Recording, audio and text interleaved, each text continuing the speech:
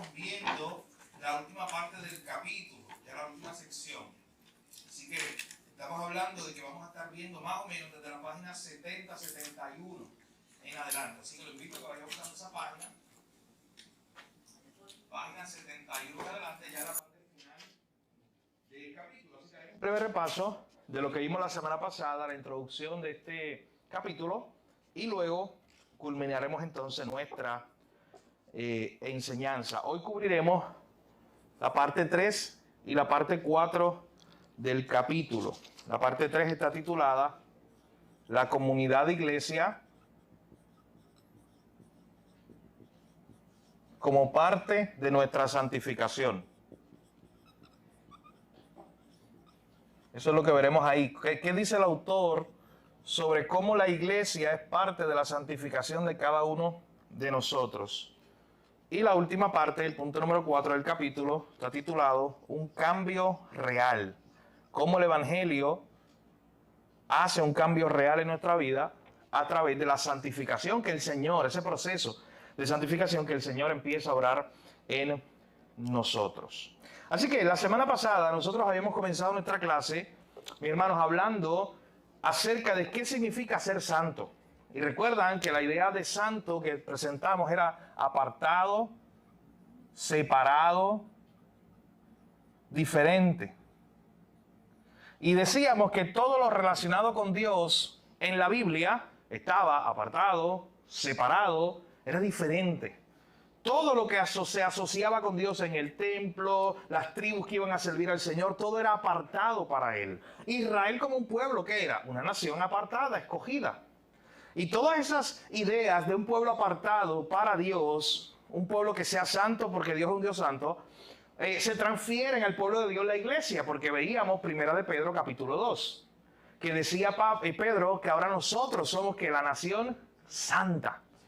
Y eso es algo impresionante, que a nosotros se nos llame, dentro de la población tan pecaminosa que vivimos y tan impía, se nos llame a nosotros los cristianos, una nación santa, una nación apartada, un pueblo diferente, que no debe actuar como actúa el mundo, que no debe caminar como camina el mundo, que no debe hablar como habla el mundo. Así que eso estuvimos viendo la pasada semana. Decíamos que o somos transformados por el Señor o estamos siendo transformados y amoldados al mundo. También veíamos esa idea. De igual forma, habíamos visto la primera parte del capítulo que nos comenzaba a hablar de que hay unas palabras incómodas que al parecer ya no se mencionan.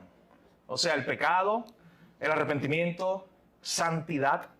Eso es algo que ya no se menciona. Decíamos el ejemplo, poníamos el ejemplo de un joven en la escuela o en la universidad que cuando esté pensando en el futuro, la maestra le esté preguntando, ¿y cuáles son algunas de tus metas para el próximo año? Te vas a graduar de cuarto año. Y tus metas de vida, inclúyelas ahí. Y que ese joven diga, mira, pues quisiera estudiar, hacer esto, hacer lo otro. Pero este año nuevo quiero crecer en santidad. Quiero ser más santo. ¿Usted se imagina eso, la burla de los estudiantes, de la maestra, diciendo, este es un alien. Es alguien raro. Fuera de este mundo. Y literal lo es, si es un creyente. Pero imagina, es una palabra que ya es incómoda, que ya no cae en nuestra sociedad. Ese término pecado. De hecho, veíamos, incluso hacíamos una aplicación de Esteban, de que si a ti te toca dar las palabras incómodas que el Señor te dé para esta sociedad impía, probablemente termines apedreado como Esteban, o pagarás las consecuencias. También habíamos visto esa idea de que la iglesia primitiva tenía algo diferente que ofrecer. La iglesia del Nuevo Testamento tenía algo diferente, no era como el mundo. Y le parecía siempre extraño a las sociedades de alrededor. Ayer yo tenía un grupo de estudiantes de Estados Unidos por Zoom, que damos una clase de historia. Y lo que estamos hablando fue precisamente cómo en los primeros 300 años de la historia de la iglesia veían como extraño a los cristianos, los romanos. Y yo recuerdo que anoche una estudiante hizo una pregunta. Ella dijo, oye, ¿puede explicar un poco lo que dice el libro acerca de cómo los cristianos vinieron a cambiar el infanticidio que había en el Imperio Romano? Y podemos discutir un poco de eso. Usted sabe que en el Imperio Romano usted podía, si no quería a su hijo, simplemente no lo quería, Lo dejaba en un lugar, allí en el baño público, allí en un lugar de la plaza o cualquier lugar frente a la casa. Lo podía dejar afuera, a morir. O a que alguien, si tuviera misericordia, lo tomara. Eso no pasaba normalmente. ¿Usted sabe quiénes fueron los primeros que empezaron a coger esos niños? Los cristianos. Que cogieron esos niños que estaban allí abandonados a su suerte, a morir, y los comenzaron a tomar para adoptarlos y darles una vida, darles una esperanza. Entonces eran vistos como raros, eran vistos como diferentes. Los cristianos siempre, desde el Nuevo Testamento y por los primeros años de la iglesia, siempre tuvo esa característica. La iglesia es una nación separada, apartada, diferente. Mi hermano, por eso es que hay que condenar con toda la autoridad de la palabra de Dios cuando una iglesia o pseudo iglesia quiere parecerse al mundo. Mi esposa me explicaba, o me hablaba ayer, o esta tarde, de un video que ella veía en los Estados Unidos, una iglesia, que en su culto de Navidad, estos días, el pasado domingo, tenía todo un espectáculo allí, de música, luces y todo eso, pero de momento el pastor o el líder comenzó a hablar y comenzó a decir: con ustedes en esta hora les voy a presentar el verdadero significado de la Navidad, el protagonista de la Navidad, el más importante de la Navidad. Pusieron la música de Santa Claus. Pero eso no es lo peor. Salió el personaje de Grinch. Usted debe conocer quién es el Grinch, el que se roba la Navidad. Eso es en el culto, en el púlpito allá. Es un culto de Navidad. Y salió ese personaje, y entonces era la idea de que ese personaje se estaba robando la Navidad. Y después se puso muy serio el líder que estaba allí, el pastor, yo no sé quién era, el líder de música, no sé. Y dijo: no, perdonen, ahora sí les voy a presentar el verdadero protagonista de la Navidad. Y entonces presentó a Santa Claus. Y tuvieron su fiesta de Navidad. Una iglesia. ¿Sí? Atrae al mundo. Hacen un escenario completo. De hecho, la escenografía, ¿sabes qué? Era buena. El maquillaje era bueno. Las luces, la música, era de alta calidad. Eso no se critica, eso era bueno. Un buen show, un buen espectáculo, estilo Broadway. Pero noten eso. Entonces, qué diferente era alguien ir a la iglesia, a esa iglesia, que ir a la plaza pública a ver el espectáculo que diera el Estado, el gobierno. Entonces hay que tener tanto cuidado con eso. En el Nuevo Testamento siempre la iglesia se miró y se dijo: esa gente es apartada, esa gente es diferente, esa gente no hace las cosas como nosotros. Los primeros cientos de años de la iglesia fue lo mismo. Pero mi hermano, ahora tenemos una gran tentación a adaptarnos al mundo, a cambiar nuestro mensaje, porque precisamente es incómodo. A adoptarnos en nuestra liturgia. O sea, que si a la gente lo que le gusta es escuchar una reflexión de 15 minutos, bueno, Pastor Edgardo, no predique media hora. Porque a la gente lo que le gusta son 15 minutos. De hecho, usted no sabe cuántas veces yo he leído libros de liderazgo, ese tipo de cosas, incluso en filas cristianas. Y dicen: ¿sabes qué? Tienes que acomodar el tiempo que estás predicando, porque a la gente no te va a atender más de 15 minutos. Eso es estudio psicológico comprobado. Ajá. ¿Y? Entonces yo tengo que adaptar el mensaje a la gente. Esta es la palabra de Dios. Y el Espíritu Santo que está en el corazón de las personas, aunque sí hay unos tiempos en que la mente humana se puede distraer, pero esto no es una obra cualquiera, esto es una obra espiritual. O sea, el que es creyente verdadero, claro que se puede distraer en algún momento. Puede pasar y pasa, es la realidad. Pero el que es creyente verdadero quiere palabra. Él quiere escuchar la palabra. Y no importa si predicaste 20, media hora, una hora. Él quiere escuchar la palabra de Dios. Y nosotros, dele gracias a Dios que Pastor Carlos y yo no somos como Pablo allá cuando predicó. Había uno sentado allá en el techo y se cayó. ¿Y sabes por qué se cayó? Porque Pablo dice el texto que extendía. Llegó la noche y se extendía la predicación. Se quedó dormido. Se cayó y se mató. Eutico. Se murió. Pablo lo resucitó. Mi parte favorita de la cena, ¿sabes cuál es? El culto no se acabó. Lo resucitó y el texto después, ¿sabe qué dice? Y siguió disertando Pablo toda la madrugada. ¿Usted se imagina eso? No, no, el culto no se acabó porque alguien se murió y lo resucitaron en el culto. Mira eso. No, no, no, vamos a seguir el culto, vamos a seguir predicando la palabra. Pero no ten esta idea, mis hermanos. Lo que siempre fue visto como nación santa, un pueblo apartado, un pueblo diferente, lamentablemente hoy la tentación, o una de las tentaciones más grandes, es parecerse demasiado al mundo. Hermanos, nosotros no tenemos lo que el mundo tiene. Por eso somos algo diferente. De hecho, tenemos algo mejor, mucho mejor, infinitamente mejor. Pero si nos parecemos demasiado al mundo, hay un problema. De hecho, la gente, hay un autor que dice que la gente tiene que ver tu vida, mi testimonio, la forma en que yo vivo, lo que yo predico, y empezar a cuestionar su vida. O sea, el ver tu vida, cómo tú vives, que es tan diferente, porque eres un cristiano, que él empieza a pensar, oye, ¿y por qué yo vivo de otra manera? Pero no puede ser de que vean tu vida. Hoy no tengo a Jorge aquí, lo debo tener en la pantalla. Si nos está viendo, saludos, Jorge, a la distancia. El más cercano. Sí. Así que, imagínate por un momento, los compañeros de mi hermano Pablo, y de hecho hemos hablado de eso. Ven que él es diferente en las conversaciones que él tiene, en la forma en que él reacciona a las cosas. Lo ven y dicen, ¿pero por qué eres diferente, Pablo? Eso tiene que ocurrir, mi hermano. No existe tal cosa como una iglesia que es igual al mundo. Eso no existe. Siempre el concepto de iglesia fue una iglesia santa, que significa que es apartada, separada, diferente. El pueblo de Dios.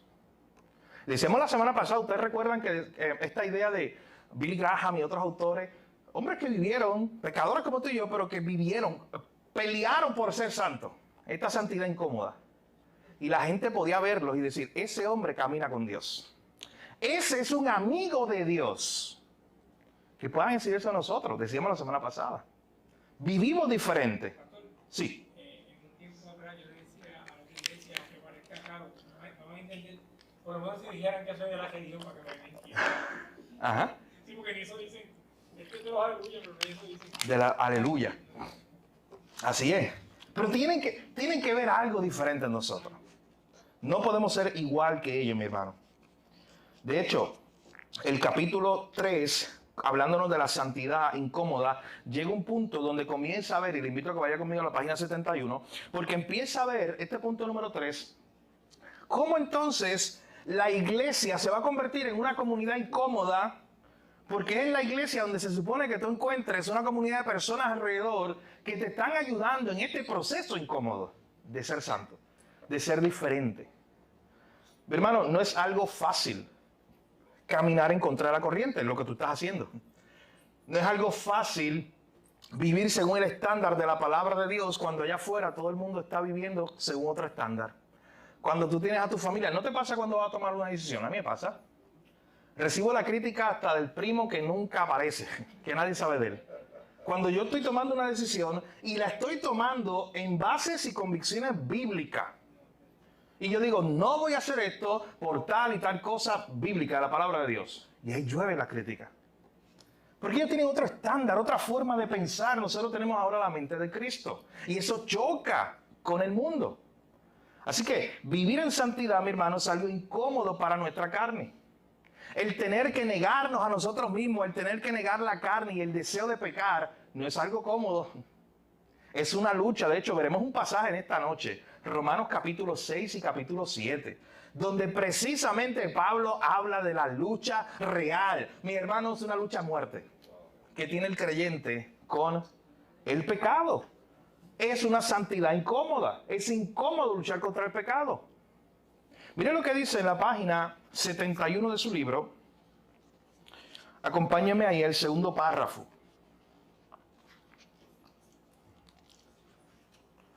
Ahí dice lo siguiente. Es el párrafo que comienza diciendo en muchos grupos. Dice, en muchos grupos de discipulado de la iglesia evangélica, es casi como nuestros pecados se hubieran convertido en una moneda de solidaridad. Algo por lo que nos damos palmaditas en la espalda para apoyarnos como personas auténticas y quebrantadas que somos. Y escuche bien, él citando a otro autor. Pero el pecado siempre debe ser afligido, no celebrado. Debemos llorar por el pecado, porque ofende a un Dios santo. Entonces, miren lo que él está presentando, y si usted leyó el capítulo sabe de qué estamos hablando. Él empieza a hablar de la idea de la vulnerabilidad. La idea de auténticamente tú abrir tu corazón en la iglesia. Y por eso la iglesia se va a convertir en una comunidad para tú crecer en santificación. Y él dice, oye, entonces somos vulnerables, pero a veces nuestros grupitos se han convertido en un ejercicio terapéutico. Y nos parecemos entonces igual, lo mismo. En vez de ser la iglesia diferente, nación santa, apartada, nos parecemos a Alcohólicos Anónimos, a cualquier otro grupo que exista, que es de terapia para un vicio. ¿En qué sentido nos parecemos? Bueno, vamos a un lugar, estamos rodeados de personas, yo confieso mi pecado, y en vez de hablar lo que dice la palabra de Dios sobre mi pecado, en amor y gracia, claro, pero en vez de hablar lo que dice la palabra de Dios acerca de mi pecado y mostrarme a Cristo, mostrarme lo feo de mi pecado y mostrarme la belleza de Cristo para perdonar mi pecado. Eso es lo que debe pasar en una iglesia. Yo puedo ver que mi pecado es algo horrendo delante de un Dios tan santo, pero no se me debe dejar ahí. Se me debe llevar entonces a la esperanza que hay para perdonar mis pecados a través de Cristo. Pero no debe ser tal cosa, y el ejercicio que le está hablando ahí, de simplemente reunirnos para yo decir, hola, soy tal persona, estoy luchando con este pecado, y de momento venga mi hermano Pablo, me dé la palmadita en la espalda, y me diga, no, ¿sabes qué, Gil? Tranquilo.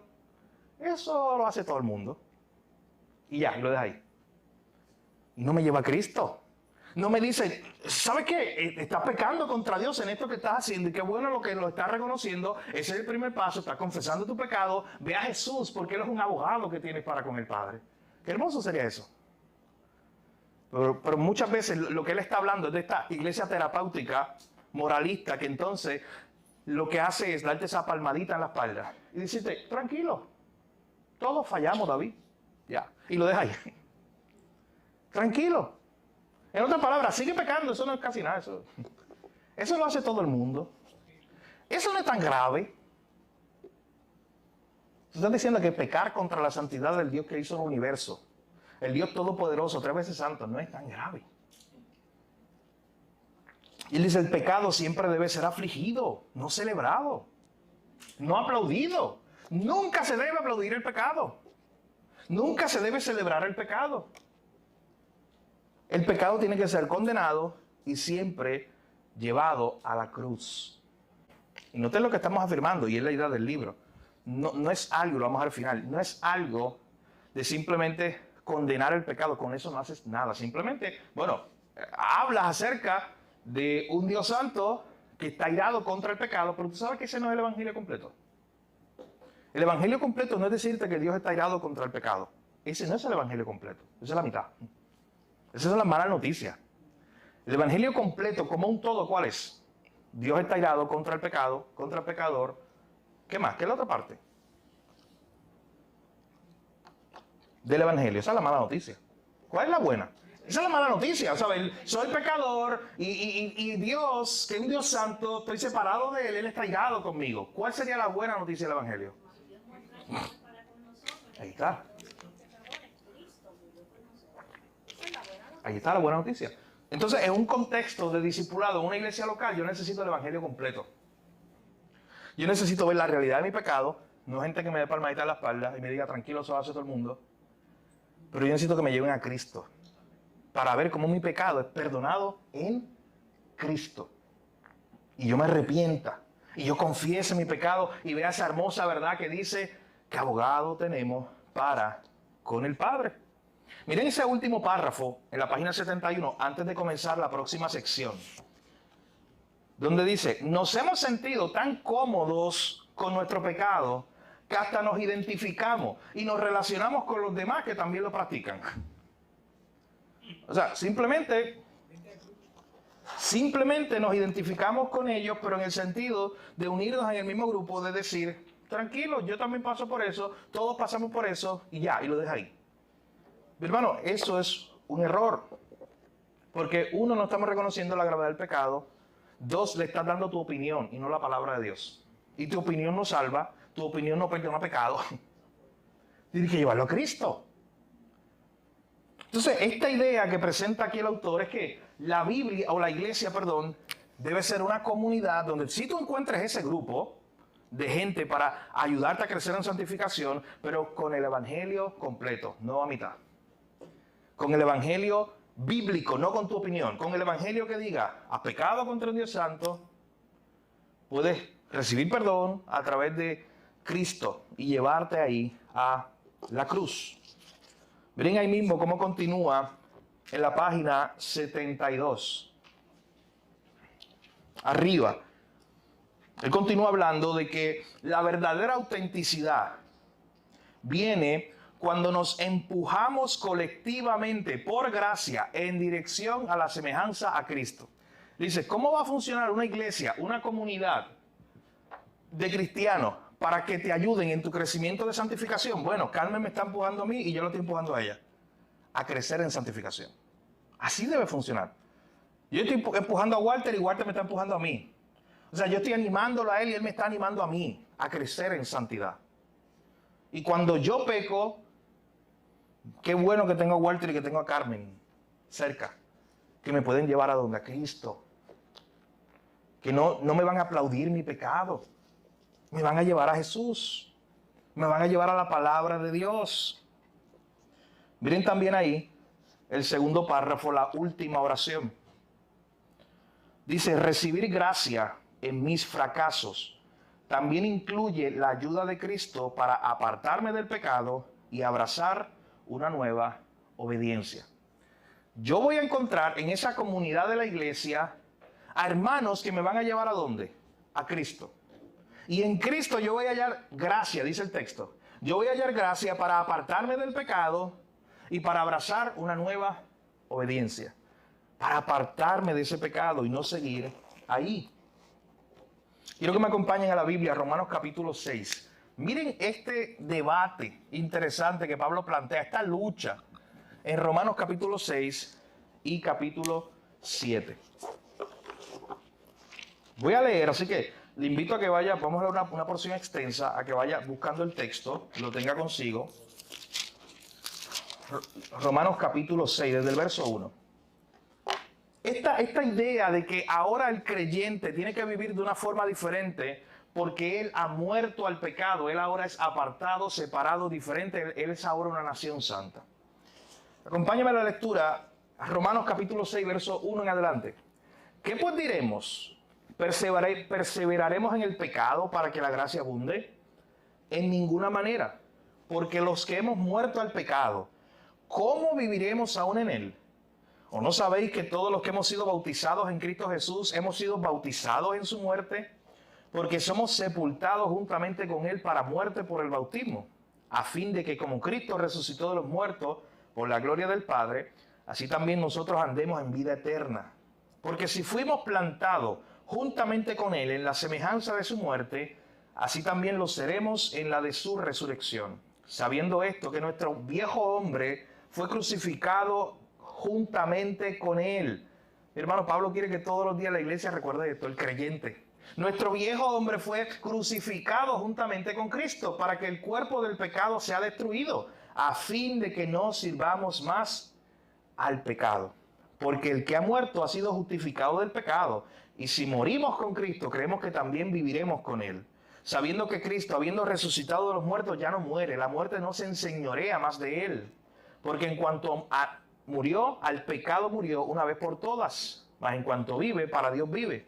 Así vosotros, consideraos muertos al pecado, pero vivos para Dios en Cristo Jesús, Señor nuestro. Y miren lo que dice el verso 12. No reine pues el pecado en vuestro cuerpo mortal, de modo que lo obedezca en su concupiscencia. Ni tampoco presentéis vuestros miembros al pecado como instrumentos de iniquidad, sino presentaos vosotros mismos a Dios como vivos de entre los muertos, y vuestros miembros a Dios como instrumentos de justicia, porque el pecado no se enseñoreará de vosotros, pues no estáis bajo la ley, sino bajo la gracia. Pablo está hablando de la realidad del creyente. El que está en Cristo ha muerto, ha sido crucificado con Cristo, es lo que dice el texto, y ha resucitado con Cristo. Y él dice, oye, esta verdad, que es una verdad teológica, una verdad espiritual, debe ser la que guíe tu vida. antes de pecar, tú considerarte como muerto al pecado, porque ya tú moriste allí con Cristo. No reine el pecado en tu cuerpo, en tu vida. No presentes, dice el verso 13, no presentes tu cuerpo listo para pecar. Ya tú no perteneces a eso, a ese camino. Ya tú fuiste cambiado, redimido, ya tú moriste a eso. Y me encanta el resumen que hace Pablo. Muéstrate, como muerto al pecado, pero vivo para Dios. Entonces él sigue hablando de esa idea y llega al capítulo 7 para hablar de la lucha que él tiene. Una lucha grande contra el pecado, que es la lucha que tiene todo creyente. Y miren cuál fue su esperanza. Voy a leer desde el versículo 14 del capítulo 7 de Romanos. Porque sabemos que la ley es espiritual, mas yo soy carnal, vendido al pecado. Porque lo que hago no lo entiendo, pues no hago lo que quiero, sino lo que aborrezco, eso hago. Y si lo que no quiero, esto hago, apruebo que la ley es buena. De manera que ya no soy yo quien hace aquello, sino el pecado que mora en mí. Y yo sé que en mí, esto es, en mi carne, no mora el bien, porque el querer el bien está en mí, pero no el hacerlo. Porque no hago el bien que quiero, sino el mal que no quiero, eso hago. Y si hago lo que no quiero, ya no lo hago yo, sino el pecado que mora en mí. Así que queriendo yo hacer el bien, hallo esta ley, que el mal está en mí. Porque según el hombre interior, yo me deleito en la ley de Dios. Pero veo otra ley en mis miembros que se revela contra la ley de mi mente y que me lleva cautivo a la ley del pecado que está en mis miembros. Miren, Pablo está usando un juego de palabras. Yo no sé si ustedes notan lo que está pasando en el capítulo 6 y el capítulo 7, y no es una contradicción. Pablo acaba de decir en el 6 que estás muerto al pecado. Y de momento en el 7 dice, pero el pecado mora en mí. ¿Ustedes notan esas dos ideas que están chocando? Ambas son verdad. Lo que pasa es que hay una diferencia porque en el 7 está hablando de que no reine. Así es. Señoré. Así es. Tenemos presencia de pecado, pero no autoridad de pecado. Así es. Mire lo que está pasando aquí, como nos está presentando hermano Pablo. Pablo está diciendo, en Cristo ya morimos, esa es la verdad espiritual, al pecado. Oye, pero Pablo dice, pero es que hay algo, el mal está en mí todavía, aquí en este cuerpo todavía. Yo lucho todavía con el pecado. Hay un autor, hace unos años leí un libro, que miren cómo él lo vio. Él dijo, eso es como si Cristo hubiera venido a nuestro corazón, antes ahí reinaba el pecado. Y Cristo llegó, destruyó esa autoridad del pecado, y ahora quien está sentado en el trono de mi vida es Cristo. Pero todavía en este cuerpo el pecado no se ha ido del todo. ¿Sabes qué hace? Por ahí, buscando hacer una batalla aquí, una batalla allá, un juego de guerrilla. Ya él no puede dominar otra vez, ya él no puede enseñorearse porque Cristo es el Señor y ¿quién lo va a tumbar de su trono? El pecado no puede hacer eso. Pero sí está como una guerrilla. ¿Usted sabe qué hace la guerrilla? A la guerrilla le gusta explotar una bombita aquí, meterse en una cueva, explotar una bombita allá, meterse en un túnel y salir con un ejército por allá y por acá. Guerra de guerrillas. Y eso es lo que hace el pecado. Todavía habitando en nosotros un cuerpo pecaminoso.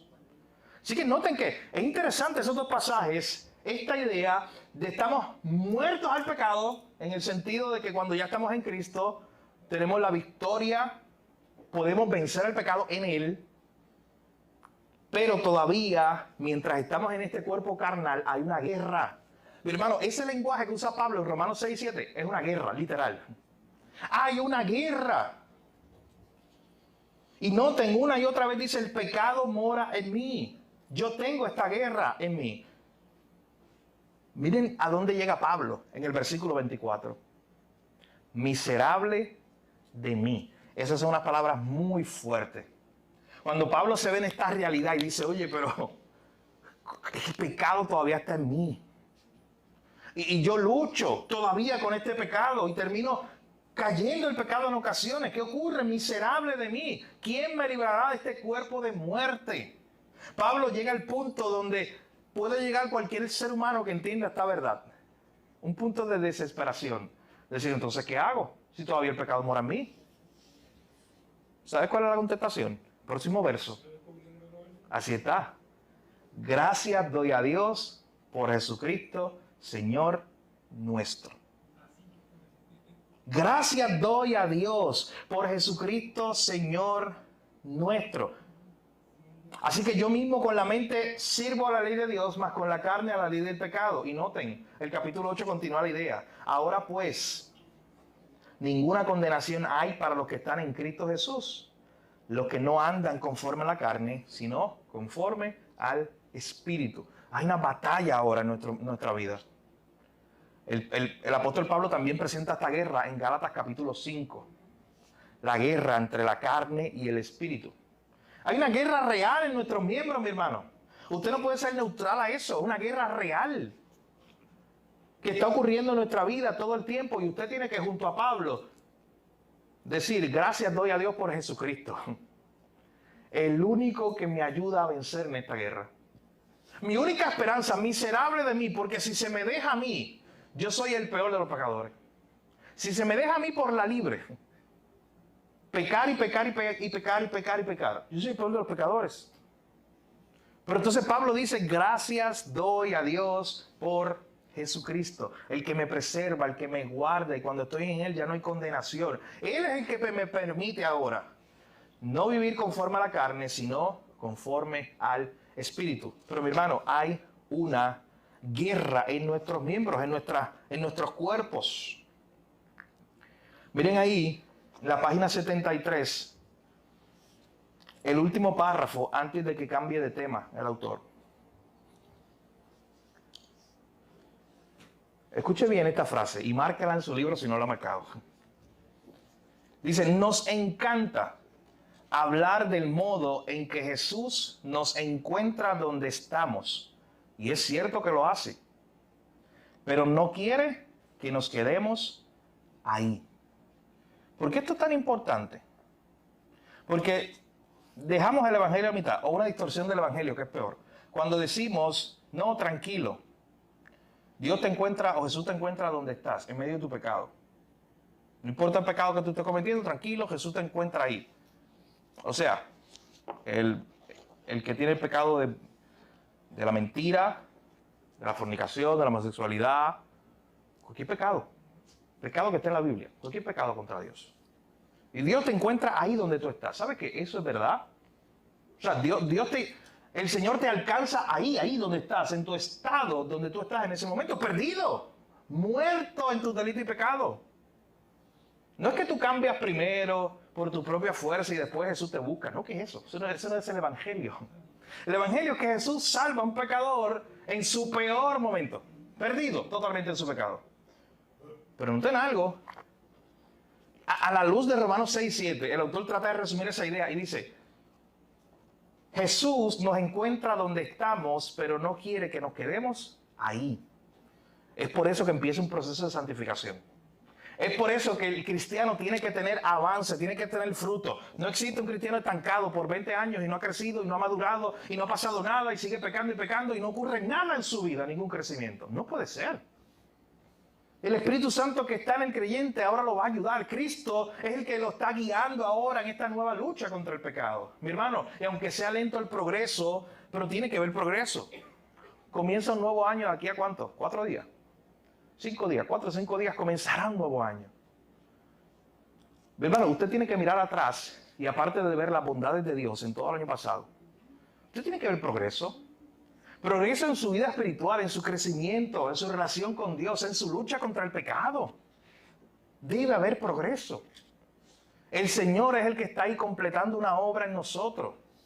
El Señor es el que nos está guiando. Él no quiere que te quedes, porque nunca fue diseñado para eso. Nunca fuiste diseñado para eso, en el pecado.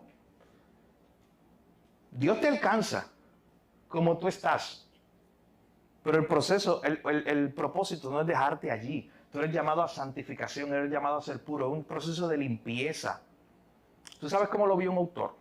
Él está haciendo una analogía. No es que el texto significa eso. Pero él está haciendo una analogía y dice, oye, en Juan 11, nosotros podemos ver como una analogía en la vida de Lázaro. Dice, Lázaro está muerto. Solamente él vivió cuando la palabra de Cristo lo llamó, la palabra de Dios. Lázaro, ven fuera. Y por la palabra de Dios él vivió. Y él usa una analogía y dice, ¿sabes qué? Así somos nosotros. Muertos y solamente por la palabra de Dios es que somos, ¿qué? Vivos. Pero él está tratando de explicar la santificación y en vez de utilizar cualquier otra analogía, utiliza esa de Juan 11. Para hacer una comparación. Y él dice, mira esto, ese Lázaro que estaba muerto hace un momento, ahora está vivo, pero todavía está vestido con el ropaje de muerte. Todavía apesta a muerte, literal. Está vestido como una momia. ¿Qué le dijo Jesús después a la gente que estaba allí? Desátalo y déjalo ir. Y este autor, él se llama Tim Challies, él dice, oye, vamos a ver como una ilustración, o una analogía. Tú estabas muerto por la palabra de Dios, ahora estás vivo, pero tú estás como Lázaro en ese tiempo, que está rodeado de muerte. Todavía estás en un proceso que vas a empezar ahora a quitarte poco a poco ese ropaje de muerte, porque ahora eres un ser vivo. Y como ser vivo, ya no tienes que estar vestido como muerto. ¿Por qué? ¿Por qué Lázaro iba a andar por ahí con la ropa de muerto? ¿Qué sentido tiene eso? Y eso es lo que Pablo está diciendo en Romanos 6. Oye, si tú estás vivo, pues vive como alguien que está vivo en Cristo. No viva como muerto. Porque eso no tiene lógica ni sentido. Cristo nos toma, pero no nos deja igual, mi hermano. De hecho, una de las evidencias de que tú eres un creyente y de que Dios está obrando en tu vida es cambio, es progreso. Es que poco a poco, progresivamente se está viendo. Y dicen, ese Pablo no es el mismo que antes. Ha habido un cambio. Ha habido un cambio en David, en su forma de ser, en su forma de hablar. Una de las cosas que el pastor Edgardo y yo más nos gozamos como pastores, precisamente, y lo hablamos mucho, es ver, mire, el hermano fulano o la hermana fulana, cuánto ha crecido en el Señor estos últimos años. Eso nos da mucho gozo. Eso es evidencia de que esta persona es un creyente y que aunque hay una lucha contra el pecado que es real en todos nosotros, hay un progreso. Mi hermano, estudie su vida espiritual. Ya se está acabando el año y vea entre enero del 2023 y diciembre del 2023 cuánto usted ha crecido en el Señor. Cuánto ha progresado en su lucha contra el pecado. ¿Qué ajustes debe hacer para desde el próximo año empezar a vivir como muerto al pecado y vivo para Dios? Como dice nuestro pasaje. Miren la última parte del capítulo 3, página 73, ahí mismo, pero ya en esa última sección. Esto como que resume muy bien lo que estamos diciendo. La vida cristiana, esa oración que comienza diciendo, la vida cristiana es una vida de cambio, siempre creciendo y buscando la justicia como nuevas criaturas de Dios. La vida del cristiano es una vida de cambio que produce, mis hermanos, nuestro último punto. Produce un cambio real. El Evangelio produce un cambio real. Esa santidad incómoda produce un cambio real en nuestra vida. No es una mera reforma. Yo he conocido gente, usted la ha conocido también, que tal vez viene a la iglesia, escucha el mensaje, le gusta algunas cosas, cambia algunas cosas en su vida, reforma unas cosas en su vida. Por unos días cambia. Pero ¿sabe qué? Su corazón nunca cambió. Así que poco a poco, ese pecado que todavía reina ahí, empieza a producir muerte. Empieza a pecar nuevamente como antes. Simplemente trató de reformar un poco su vida, pero no hubo un cambio genuino, mi hermano. Siempre que el evangelio verdadero llega a una persona, hace un cambio real. Cuando Pablo está tratando de explicar esto a los corintios, ¿qué le dice? De modo que si alguno está en Cristo, nueva criatura es. Las cosas viejas pasaron, he aquí todas son hechas nuevas. Es una nueva criatura, es algo diferente. No es tú, el Hugo, con una versión mejorada. Cuando Hugo vino a Cristo, no era Hugo 1.0 o 1.5, como usted lo llame. No, cuando Hugo vino a Cristo, murió el viejo Hugo. Murió. Y ahora hay un nuevo Hugo, un nuevecito en Cristo. No es que usted le hace un update a su vida.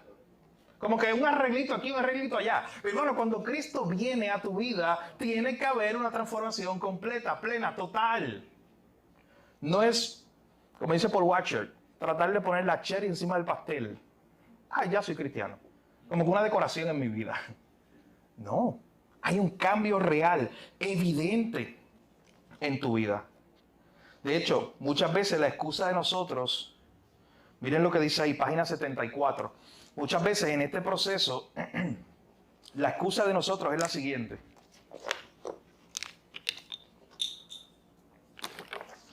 debemos creer en el cambio. Estoy leyendo el primer párrafo allí. No en el aspecto político, como decía el eslogan de la campaña electoral de Barack Obama en 2008, sino en el aspecto personal, moral, crucificados con Cristo. Ese es el cambio verdadero, no el cambio que me ofrece un político. Todos los políticos ofrecen cambio. Yo venía escuchando un político, me voy a reservar el nombre, de camino, en la radio, una entrevista. Y ese político, precisamente utilizaba este término muchas veces, dijo mucho y no dijo nada. Y le hacían preguntas, sí, pero ¿cómo tú vas a hacer esta cosa? Sí, porque voy a implementar unos cambios en aquí. Pero al final no dijo nada, nunca contestó la pregunta, no dijo nada. Dijo muchas cosas bonitas, prometió muchos cambios. Y pasan 4, 8, 12, o cuantos años estén en el poder esos políticos, y ese cambio que iban a hacer nunca llegó. No fue un cambio real, fue un cambio de fantasía, de promesa. El cambio del Evangelio es un cambio verdadero. Es el único cambio verdadero. De hecho, es lo que está diciendo aquí. Este cambio no es como los cambios que nos ofrecen los políticos. Pero mire lo que dice al final de este párrafo. Pero esto ciertamente no es popular en un mundo mucho más cómodo que justifica el pecado con frases como esto es solo lo que soy. O sea, personas que se resisten al cambio que trae el Evangelio o que ofrece el Evangelio diciendo no, pero es que así yo soy, Pablo. Yo nací así. Vamos a ver más de eso la semana que viene en capítulo 4. Yo nací así. Así me hizo la sociedad. Esto es lo que trajo el barco. Que yo sea mentiroso compulsivo. Sí soy. Eso tiene que ver con una teoría psicológica que dice que cuando yo chiquito mis papás me dieron o me pegaron en el lado izquierdo de mi cuerpo y no en el derecho. ¿Usted se imagina cuánta loquera están tratando de inventar para justificar el pecado? ¿Usted entendió? No, que, mire, toda persona, y lo vamos a hablar más la semana que viene, claro que toda persona tiene un contexto diferente. Mi contexto fue diferente al suyo. Contexto familiar, contexto económico, contexto cultural, contexto de familia, contexto de hasta donde usted se crió, donde usted nació, es diferente. Su caso y el mío. Pero mi hermano, eso no justifica mis acciones de hoy. Aunque yo pueda tener una inclinación, la excusa básica, mi papá, un ejemplo que alguien pone, no, que mi papá fue así, así, así, ese es el modelo que tú tuviste, ese es real. Eso no se quita, yo simplemente no digo, no me traigas esa excusa, no, yo te escucho. ¿Eso es real? ¿Tú tuviste ese modelo malo? Un ejemplo, pudiste haber tenido un modelo malo de padre. ¿Pero justifica eso tu pecado hoy? No. Tú eres una criatura que eres responsable tú sola, no por tu papá, no por tu abuelo, tú sola delante de Dios. Así que es muy fácil buscar la solución en el condicionamiento de la circunstancia. O sea, decir, yo soy así porque nací en este contexto. Yo soy así porque así me lo enseñó mi papá. Yo soy así y buscamos cualquier cosa para justificar nuestro pecado. Sí son cosas que son reales, esas luchas que tú vas a tener por el contexto en el cual te criaste, pero mi hermano, cuando viene Cristo, lo acabamos de decir, Él viene a hacer un cambio completo. Él no viene a hacerte un update a tu vida. Él viene a romper con eso, mi hermano, porque ahora en Cristo la palabra dice que tú tienes la mente de Cristo. O sea, no tienes que tener la mente de tu papá y de tu abuelo y de quien sea que te haya formado mal. Si ese fue el caso. Ahora tú tienes la mente de Cristo, no hay excusa. Tienes la mente de Cristo si eres un creyente. Y Cristo rompe con todo eso. Es el poder del Evangelio, precisamente. Me estoy adelantando demasiado a la clase 4, pero es que está tan buena, el capítulo que viene. Pero hay un punto donde, y lo vamos a ver este pasaje, donde Pablo va a hablar con la iglesia de Corinto, a unos hermanos que están allí. ¿Y sabe qué le dice? No hay excusa. Ustedes, algunos de los que están aquí hoy, eran fornicarios, afeminados, esto, lo otro. Ustedes eran eso. Entonces mira a Pablo diciéndole a la iglesia eso. Ustedes, los que están aquí, los cristianos de hoy. Dice, ustedes antes eran eso. Pero ahora en Cristo son una nueva criatura. Así que en el pasado ustedes fueron eso, pero ustedes no se quedaron ahí diciendo, no, es que nací así, así soy, es lo que la sociedad me me guió a hacer, o mi familia me guió a hacer. No, eso eran, no en el pasado. Eso eran, pero Cristo hace una nueva criatura. Cristo rompe con eso. Cristo hace un nuevo tú en Él, moldeado a su imagen. Así que más de eso hablaremos la semana que viene, pero noten esa idea que presenta ahí de las excusas para el cambio que nosotros ponemos diciendo, es que yo soy así, por la razón que sea. Un ladrón, un mentiroso, soy así. Y me trato de justificar en eso. Así que eso lo vamos a explicar más, porque todo el capítulo 4 trata precisamente de eso. Noten conmigo, antes de terminar, en la página 74, cómo el autor vuelve a esta idea de tener una comunidad de iglesia, una comunidad de gente alrededor que nos ayude a crecer en santificación. Él cuenta una historia, y quiero leerla junto a ustedes aquí ya para ir terminando. En la página 74, voy a leer el tercer párrafo, que empieza diciendo, pocos años después de graduarme de la universidad, fui a una fiesta de Año Nuevo en el centro de Chicago y me emborraché. La única vez en mi vida hasta ahora, dice él. Por dicha, fue tan malo que solo recuerdo vagamente que mi mejor amigo tuvo que sostenerme la cabeza sobre el inodoro varias veces y luego ayudarme a cambiar de camisa porque había vomitado. Fue terrible, pero miren lo más importante, lo que aparece ahora. Al día siguiente, mi amigo, que tan amablemente me acompañó en el bochornoso momento de mi embriaguez, me dijo lo decepcionado que estaba de mí y lo avergonzado que estaba en mi nombre. Fue difícil, fue incómodo para mí escucharlo, pero me alegró mucho que lo hubiera dicho. Y me alegra más que no se haya reído o que hubiera dicho, eso nos pasa a todos, hombre. Me contentó que lo haya llamado por su nombre. Pecado. Qué bueno tener amigos así. De hecho, su mejor amigo, él dice. Un amigo que cuando este hombre pecó contra Dios de esa manera, al otro día fue donde él podía decirle, darle la palmadita en la espalda que decíamos ahorita y decirle, tranquilo, tú eres joven. A los jóvenes, todos los jóvenes se emborrachan. Usted sabe, la jerga de la sociedad, eso es lo que dice. Tranquilo, eso le pasa a todo el mundo. Es más, ¿sabes qué? Era la primera vez que él se emborrachaba. ¿Sabes qué le podía haber dicho? ¿Qué le podía haber dicho? Es tu primera vez. Eso no cuenta. Oye, eso no cuenta delante de quién. No que ofendiste al gobernador. Estamos hablando de nuestro pecado, es contra el Dios del universo, Dios santo. Y le pudo haber dicho eso, mira, tranquilo, es que es la primera vez, eso como que no cuenta. Tienes freeway, tienes un pase. Pasa por ficha la primera vez, tranquilo. Ese primer pecado no cuenta. O tranquilo, solo hacemos todo. No.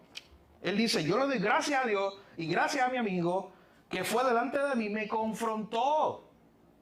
Me dijo, has pecado. Me confrontó con mi pecado. Y lo más que me gustó, lo más que me contentó, es que llamó mi pecado por nombre. Lo llamó así, pecado. No lo adornó. Y nota lo que él dice aquí. Fue un momento difícil para mí escucharlo. Fue incómodo el tener que escuchar a esta persona decirle, has pecado. Es incómodo, mi hermano, pero procura, si no los tienes este próximo año, otra resolución. Tener gente alrededor, esa comunidad. Y cuando tú peques, sean de aquellos que te digan, ¿sabes qué? Has pecado contra Dios. Quedan 6 minutos. Y hay 3 ejemplos de esto en la Biblia, de confrontación con el pecado. En la Biblia hay más. No están en el libro, los traje para que tengamos la idea de cómo se ve esto en la práctica. En el Antiguo Testamento, los voy a dar, quizás leamos algunos, pero los voy a dar de tarea para que usted lo lea.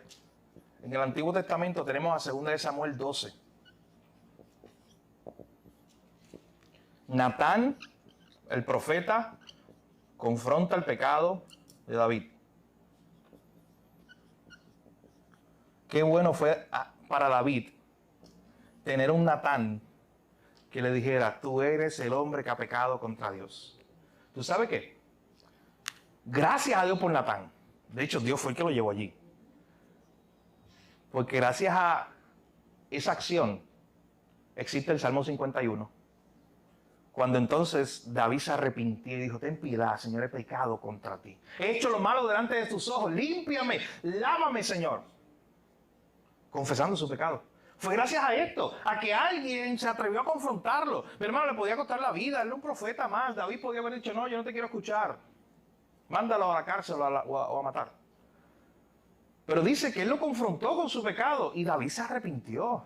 Qué bueno para David haber tenido un Natán. Mi hermano, es bueno para ti tener gente así, alrededor tuyo. Yo te diga, ese hombre eres tú, o esa mujer eres tú. Tú has pecado contra Dios y has fallado contra Dios. ¿Quiere ver otro ejemplo? Éxodo 18. Jetro confronta a Moisés. ¿Ha escuchado ese? Y aquí está más interesante porque usted sabe que Jetro no era israelita. No era de Israel. Era bien fácil para Moisés. Así como para David, era fácil decir, pero ¿por qué yo tengo que escucharte a este hombre? Yo soy el rey. Era fácil para Moisés decir, pero ¿por qué yo tengo que escucharlo a él? Aunque era su suegro. Pero ¿por qué yo tengo que escucharlo a él? Tú no eres ni israelita, no opines en las cosas de la religión de Israel. Yo soy el que soy el líder de Israel. Yo no quiero tu opinión, Jetro. Mi hermano, si usted lucha con que alguien le dé críticas constructivas a su vida, con que alguien lo anime a ser más como Cristo, si usted lucha con que alguien le dé opiniones y a usted no le gusta eso, lea la historia de Jetro y Moisés. Moisés era el líder del pueblo. Porque él tiene que escuchar a Jetro, no es ni un israelita. Moisés podía decir, no, mi vida la conduzco yo. La forma de dirigir el pueblo lo hago yo con Dios. Este es yo con Dios. Oye, esa excusa la decimos mucho. Cuando Rose quiere acercarse a una joven, a una hermana de la iglesia, en amor y gracia, a llevarla a Cristo y a llevarla a reconocer su pecado, esa persona puede tener debajo de su manga una excusa. No te metas, Rose, que esto es mi relación yo con Dios. Así pudo haber sido Moisés en ese momento. Pero usted sabe qué, mi hermano, simplemente por el tiempo la estoy contando estas historias. Prométame que la va a leer, hágala de tarea. Ahí están los pasajes, 2 de Samuel 12, tiene buen texto para esta noche o mañana en la mañana. Y Éxodo 18. Jetro ve algo que Moisés estaba haciendo mal. Moisés estaba sobrecargando de trabajo. Y no le daba tiempo de cubrir con todas las necesidades, de juzgar, él era el juez, de juzgar todas las causas del pueblo de Israel. Así que Jetro le dice, mira, pero divide el trabajo, tú encárgate de las cosas más difíciles, el principio de delegar, y busca gente que te ayude. ¿Usted sabe qué? Jetro lo confrontó, y Moisés, dice el texto, usted lo lee en Éxodo 18, en humildad, dijo, Jetro, tú tienes razón. Y hizo el consejo que le dio este hombre, lo escuchó, aunque era incómodo para Moisés probablemente. Hermano, era incómodo porque ¿qué va a opinar un gentil? ¿Qué va a opinar alguien que no es el líder? Yo soy el líder, podía pensar Moisés. Qué bueno tener a Jetro alrededor nuestro. Qué bueno tener a Natán alrededor nuestro. Y por último, en el Nuevo Testamento, hay más. Hay más ejemplos. De hecho, un buen ejercicio que yo le invito a que usted haga es que para la próxima semana piense en alguno. Otro ejemplo que usted vea o en el Antiguo Testamento o en el Nuevo de un Natán confrontando a David, un Jetro confrontando a Moisés o el que vamos a ver ahora para cerrar. Este está duro. Un Pablo confrontando, ¿saben quién? Al apóstol Pedro. ¿Habrá sido incómodo para Pedro recibir la corrección de Pablo? Hermano, corrección pública. Pedro estaba haciendo algo que no era correcto. ¿Usted quiere leer esa historia? Gálatas capítulo 2, verso 11 al 14. Tiene más lectura ahí. Gálatas capítulo 2, verso 11 al 14. Pedro estaba jugando con doña hipocresía. Se estaba metiendo en problemas. Y cuando venían los fariseos, él se comportaba casi como un fariseo. Y no se quería como que acercar mucho a los gentiles. Ni al revés, así. Dice Gálatas capítulo 2, versos 11 al 14, que él fue confrontado. Pablo lo confrontó. Pedro el apóstol, Pedro el líder de los apóstoles, Pedro el que venía de antemano con toda esa historia, ese bagaje con Cristo. ¿Usted sabe qué? Pedro le pudo haber dicho, Pablo, ¿por qué te estás metiendo? Perdón, no te he pedido la opinión. Le podía haber dicho, ¿sabes qué? ¿Quién caminó con Jesús? ¿Fuiste tú? Fui yo. Yo tuve 3 años caminando con Jesús. Tú lo viste allí, un día que se te apareció. Yo tuve 3 años caminando con él. Yo te puedo corregir a ti, Pablo. ¿Usted sabe qué? El texto es claro. Pedro tomó, aunque fuera incómodo en la carne, tomó el regaño, la corrección con amor que hizo Pablo. ¿Y usted sabe cómo sabemos esto? En la carta de Pedro. En la carta de Pedro. Así mismo es. Segunda de Pedro, capítulo 3. Usted vaya y lea esos 2 pasajes juntitos. Allí en ese pasaje, que eso es algo que ocurre muchos años después, esa carta, de esa confrontación. Allí Pedro dice, mi amado hermano Pablo, con todas las cartas que ha escrito. Y él tiene una colección de las cartas de Pablo. Y lo reconoce como una autoridad. Y de hecho me encanta ese pasaje porque dice, según la sabiduría que le fue dada. O sea, él está reconociendo, Dios le dio sabiduría a Pablo. Mi amado hermano Pablo. Él recibió esa corrección con gracia. Mi hermano, necesitamos eso. Necesitamos Natán, gente como Jetro, gente como Pablo en este caso, que estén alrededor de nosotros, que nos estén empujando a ser más como Jesús. Si tú no tienes a alguien así hoy, corre. Que la lección de esta clase sea empezar a orar por alguien así en tu vida. Que te ayude, mi hermano, en comunidad a crecer en esa santificación. Va a ser incómodo abrir tu vida. Pero necesitas, no el que te dé la palmadita que te diga tranquilo, eso lo hace todo el mundo, esto no cuenta, eso no es pecado. No, necesitas al que te lleva la palabra de Dios. Que vea contigo que es pecado lo que has hecho. Que llore contigo si hay que llorar en arrepentimiento. Pero que te lleve a Cristo. Buscando la esperanza que hay en Él. Ore por eso, por gente así. Si no los tienes, pues repito, corra a tenerlo. Empiece con uno. Hermanos que te puedan ayudar a crecer en santificación. La semana que viene, si el Señor así lo permite, vamos a ver el capítulo 4. Es una continuación de lo que estamos viendo hoy. Pero es un capítulo muy importante, incómodo. Pastor Galo. Muy incómodo. Incómodo como todo, al final literalmente. Pero muy interesante. Son las verdades de la palabra de Dios que deben incomodarnos precisamente. Así que vamos a orar en esta hora para cerrar nuestro tiempo juntos. Lea el capítulo 4, si el Señor lo permite, el próximo miércoles, ya comenzando el año, estaremos allá llegando al capítulo 4. Vamos a orar en esta hora. Padre, gracias te damos por este tiempo juntos. Gracias por tu palabra, Señor, que nos da aliento, nos confronta, nos trae esperanza. Gracias porque a pesar de que podemos decir como Pablo, miserable de mí, tengo una lucha en mi carne, en mi cuerpo, en mi mente. Podemos decir también con él, gracias doy a Dios por Jesucristo. El que nos libra de este cuerpo de muerte, el que nos ayuda a vencer contra el pecado. Ayúdanos a considerarnos como muertos al pecado, pero vivos para Dios, como vimos en el pasaje de hoy. Señor, ayúdanos a ser un pueblo diferente, una nación santa, apartada, que el mundo pueda mirar nuestra vida, nuestra iglesia y decir, esa gente es la gente de Dios. Ellos son los que caminan con Dios. No por algo que haya en nosotros, Señor, sino por la obra que tú estás haciendo en nuestra vida. Ayúdanos porque esto es una tarea que no podemos realizar solos, Señor. Ayúdanos a esforzarnos en la gracia, como dice tu palabra. A depender de tu gracia, pero a saber, Señor, que es una lucha diaria en contra del pecado. Ayúdanos a crecer en santidad, Señor, aunque es incómodo para nuestra carne. Por último, te pedimos que nos ayudes a tener gente alrededor nuestro, una comunidad de iglesia, donde con amor, con gracia, con esperanza, se nos lleve a Cristo cuando pequemos. Nos puedan dirigir en arrepentimiento, puedan llamar nuestro pecado por su nombre y nos puedan llevar a Jesús para encontrar gracia y oportuno socorro allí, en tu trono. Gracias, Señor, por este tiempo de enseñanza. En tu nombre, Jesús, oramos y te lo pedimos todo. Amén.